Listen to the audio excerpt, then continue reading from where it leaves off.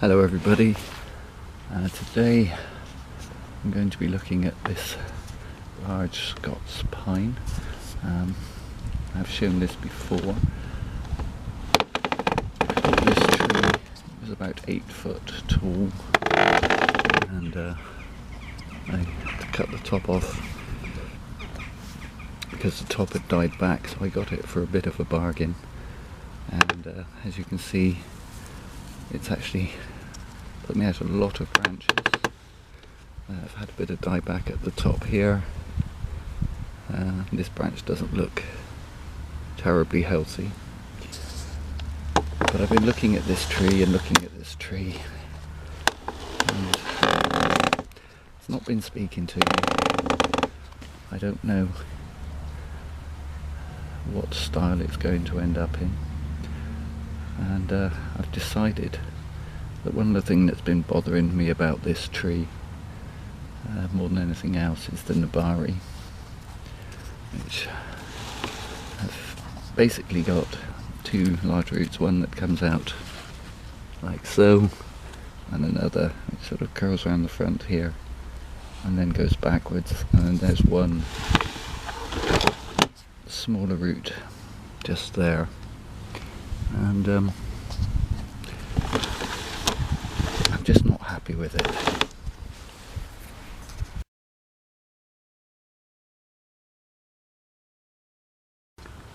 Okay, so here we have a close-up of the Nebari.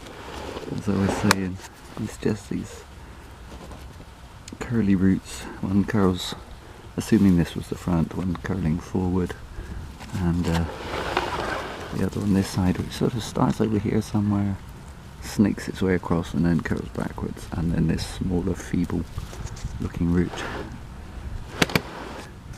that's coming out from behind. So what I'm going to do today is a tourniquet layering, and in the hopes that I can get some roots coming out above these. I could have a look underneath and see if I've got any better roots, but I think I'd still end up removing these, which would just leave me with some ugly scars which I don't want.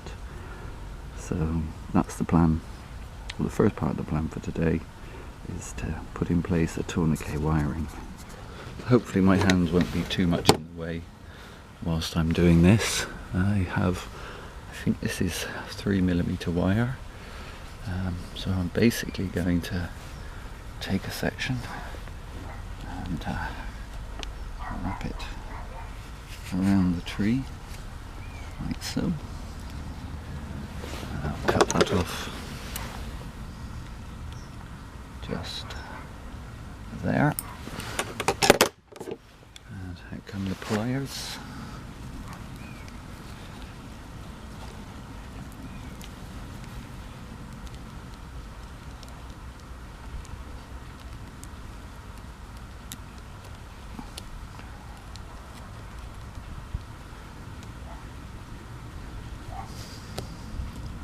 Give that a good twist.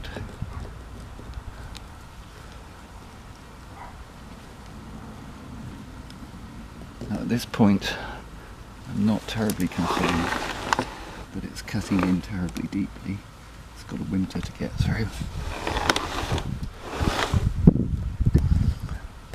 And what I'll do is allow this tree to kind of grow over the wire and tourniquet itself.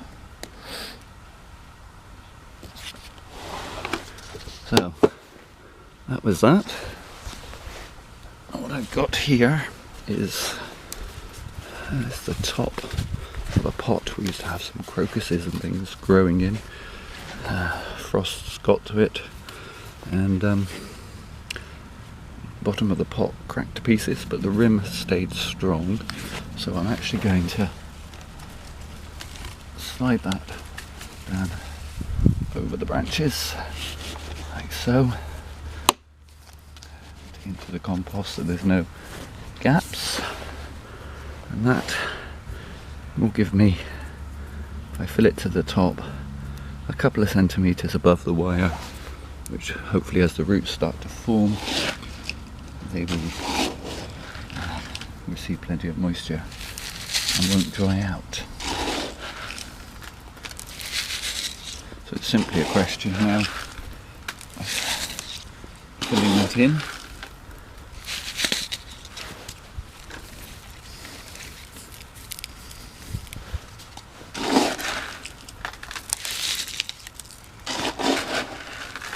I hope I've got enough compost here to hand, because I'll have to mix some more.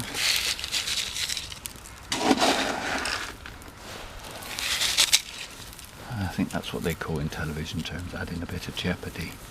Ooh, might not have enough compost.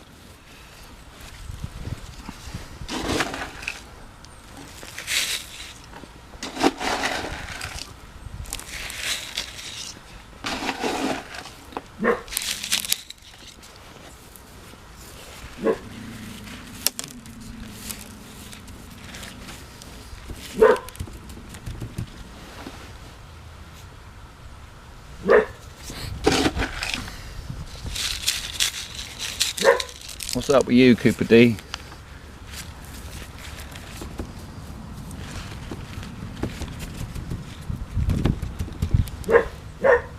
Cooper.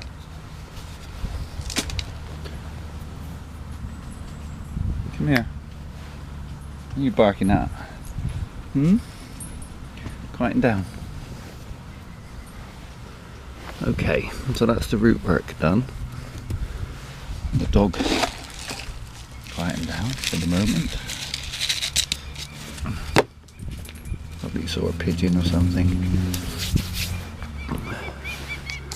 Now the other part of the work I want to do for today is a bit of branch selection. I'm going to try and go in a bit closer. Get the camera to focus.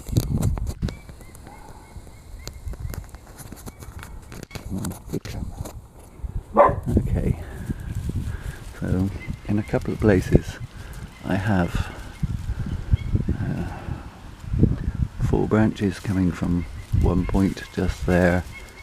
I have 2 and a very little branch coming from the same point on the trunk just there.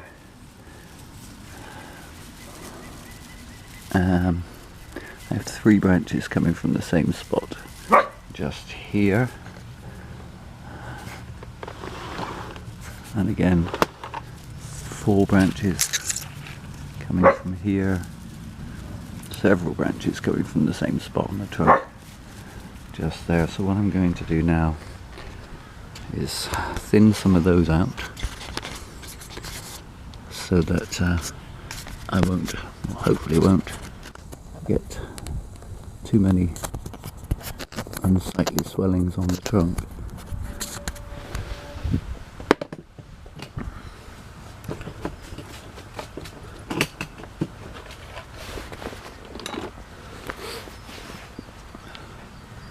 Hopefully you can see what I'm doing. Some of these branches I will probably shorten again in the spring. I'm going to take off this one that's growing upwards just here,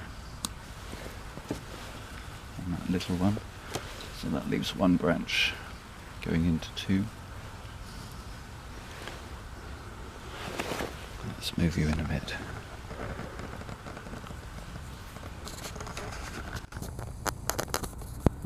So I've removed those 2, so that leaves 1 branch going into 2 there.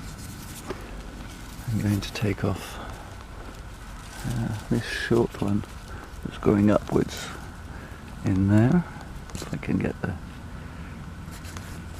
cutter in. That's it.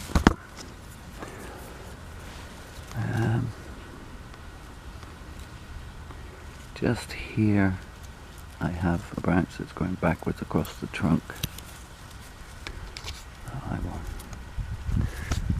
nip that off.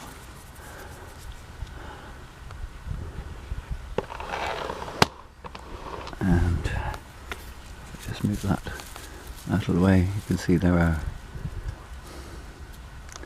a whole bunch of branches coming. I think I'm going to remove this one.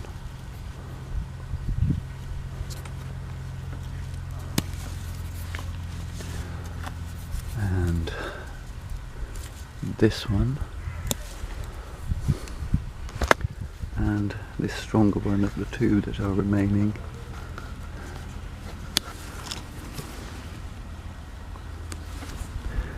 Now, because I don't have a Nebari, I also don't have a front of the tree, so I also don't know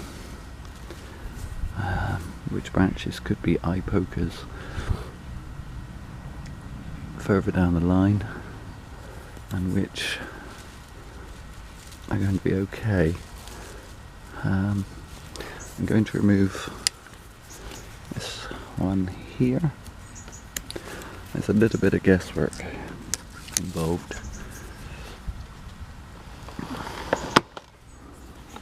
What I don't want is any large bulges developing where there have been too many branches. And to take that one as well.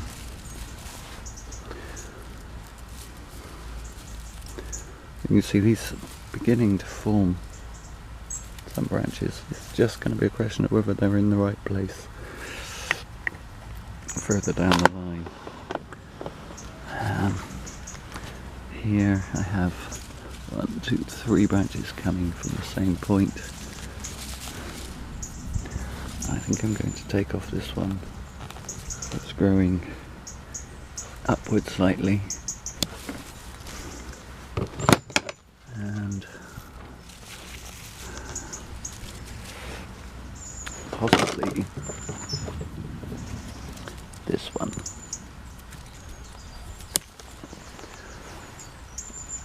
Okay. So I think that's probably all I'm going to do. And then I'm going to give this tree a drink. And it will be left to grow freely all of next season and possibly even the season after. I think this will become the new apex. Probably lose this branch. Probably lose this branch altogether. This will become the new apex. As it is at least growing upwards. There is always this one, but I'm not really feeling the curve there. So that's all I'm going to do to this tree for now. It would be good to get some more branching in here. I may just cut back just here.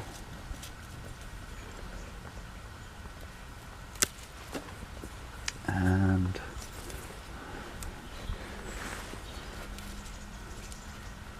there.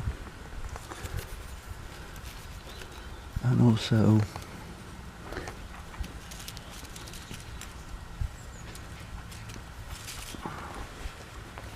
sorry, I'm terrible camera work today. To take that off.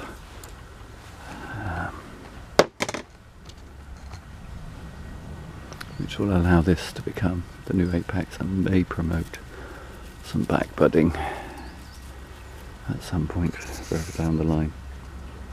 Anyway, that's all for today. Thanks for watching.